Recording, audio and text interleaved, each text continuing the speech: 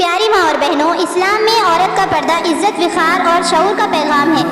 پردہ صرف لباس نہیں، یہ تو ہمارے رب کی طرف سے ایک تحفہ ہے، ایسا تحفہ جو ہماری حفاظت، ہماری عزت اور ہماری وقار کی ضمانت ہے۔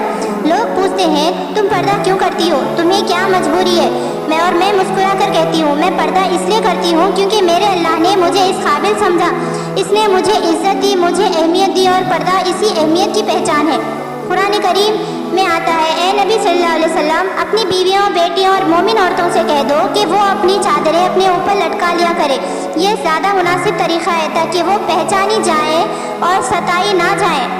یہ آیت میرے لیے صرف ایک حکم نہیں، یہ میرے رب کی شفقت ہے۔ دنیا کی بھیڑ میں بے راہ روی کے اس دور میں پردہ میری ڈھال ہے، میرا فخر ہے۔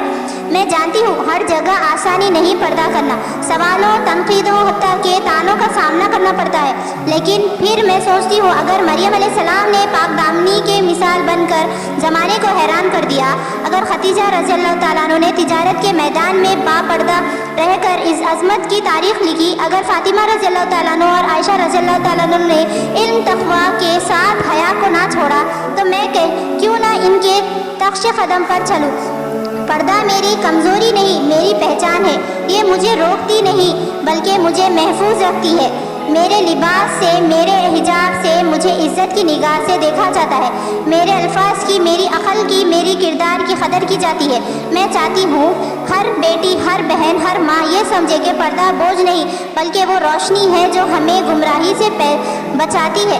اگر کبھی تمہیں شک ہو کہ پردہ تمہیں روک رہا ہے تو یاد رکھو، پردہ تمہیں ان نظروں سے بچا رہا ہے جو تمہیں صرف جسم سمجھتی ہے اور تمہاری روح کو نہیں جانتے۔ میں پردہ کرتی ہوں کیونکہ میں جانتی ہوں میری عزت میری خالق کی امانت ہے، اور میں اس امانت کی حفاظت اپنے حجاب سے کرتی ہوں۔ پردہ میری راہ ہے، پردہ میری طاقت ہے، پردہ میرا حق ہے۔